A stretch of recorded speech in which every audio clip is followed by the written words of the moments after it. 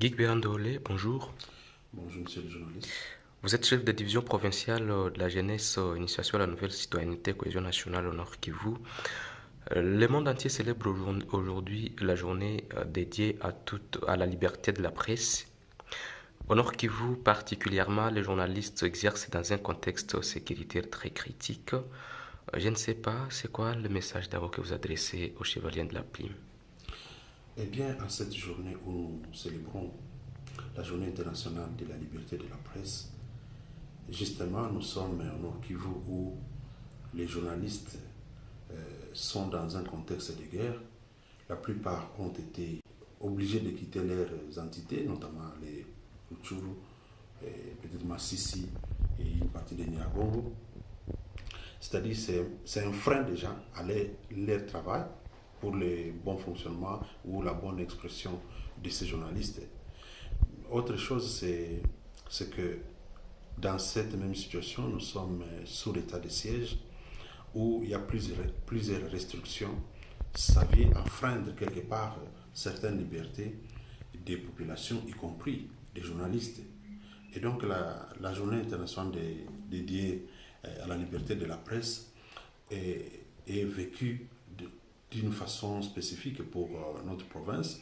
C'est l'occasion pour moi de rendre un vibrant hommage à tous les journalistes de la province du Nord Kivu, qu'ils soient de la presse écrite comme audiovisuelle et même des réseaux sociaux, mais alors avec une pensée pieuse à ceux-là qui nous ont quittés.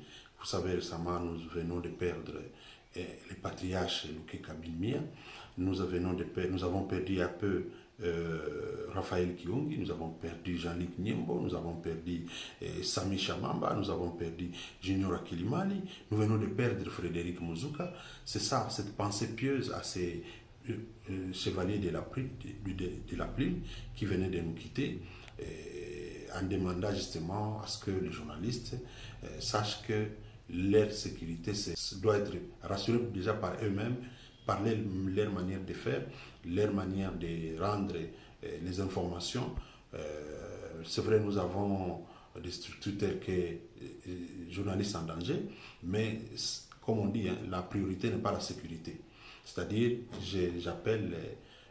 j'en appelle aux chevaliers de la Plume à plus de responsabilités, tout en sachant que dans cette situation de guerre, on a besoin de la mobilisation de tous pour que la communication à donner à la population soit celle qui la fortifie et ne pas prendre parti du côté de nos ennemis, tout en donnant la bonne information, parce que la population a également besoin d'avoir la bonne information pour savoir comment se comporter face à ces contextes.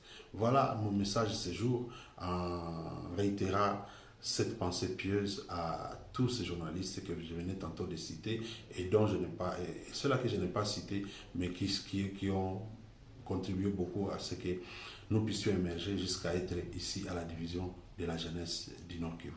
Guy Kibera, merci. C'est moi qui vous remercie.